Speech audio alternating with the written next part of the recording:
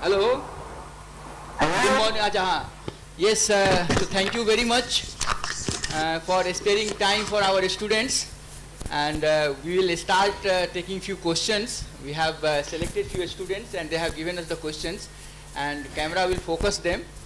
And okay, if you answer the question clearly, because I don't always understand, but I will try to, and I will answer the questions. Yeah, no problem. That one of our student will be moderating it, so she will translate so that you can.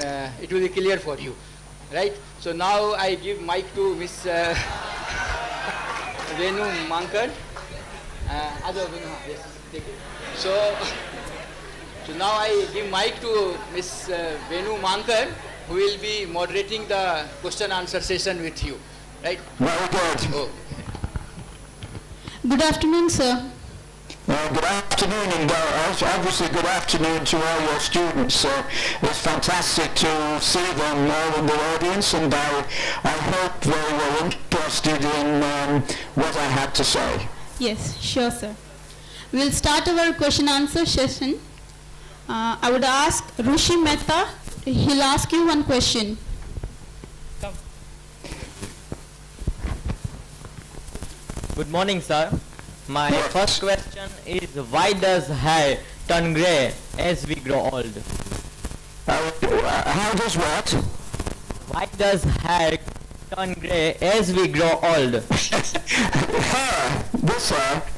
Yeah. I don't know the answer to that, but one thing I know, that when you grow old, I've lost most of mine. My second question is, what is difference between the structure of C60, C70 and C540? What is the structure? What is difference between the structure of C60, C70? What is different? Only that the cage is larger, and as the cage grows larger, it can have different shapes. So if you look at a cage with many more atoms, some of them can be elongated, like a nanotube, and others can be like a balloon, or they may be even shaped like a banana. So all things are possible. For C60, the only structure is a sphere.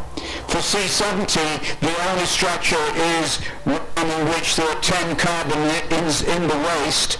But as you get larger and larger, you can make them any shape. And if you think of a balloon, sometimes you find balloons are the shape of a sausage, and other times they're round, or they may be curved. So for the larger structures, any shape is possible. Thank you, sir. Next question by Dhruvam. Good morning, sir. Good morning. Do you think that science has made the humanities irrelevant today? I think you've asked a very interesting question. I think it's very clear that science, technology, engineering, sewage disposal with clean water and things of this nature have made the lives of many of us a lot better than it used to be. For instance, as I think I may have mentioned, certainly in the Western world and the developed world, in the 18th century, half of all children died by the age of 8. So if you are one of the people who has been saved either by penicillin or by clean water, then I think you will consider that it has been beneficial. However, I think one problem that we now see is that technologies are very powerful, and in the hands of small numbers of people, they can cause a lot of damage. I think we must fight against weapons of mass destruction, because they can actually cause damage to whole cities. In the old days, if you were angry, you would have a knife and you could kill one person. Or with a gun you might kill 2 or 3, but now with an atomic bomb, it is possible in seconds to build a whole city, as Einstein said. So these are one aspect. The second, of course, is the problems that, of course, you know very well in your own country, accidents can happen.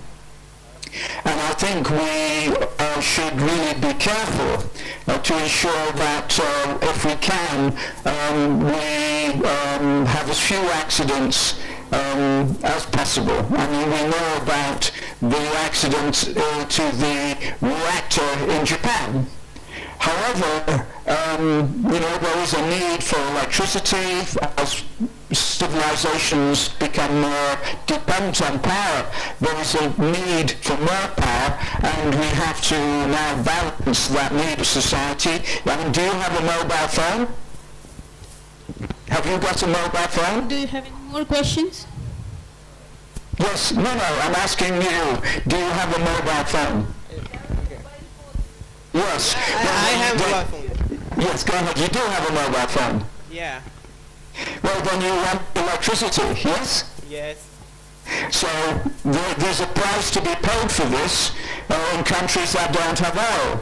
And so the drive of society to need things like mobile phones and cool and clean water requires science and technology. So we have to balance this as best we can. But two things. The first thing is we should not use the technology to kill each other.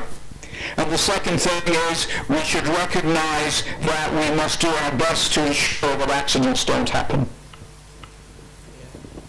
Thank you, sir. Third question will be from Dawal.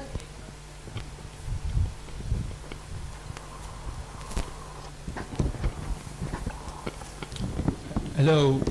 Hello. Good morning, sir.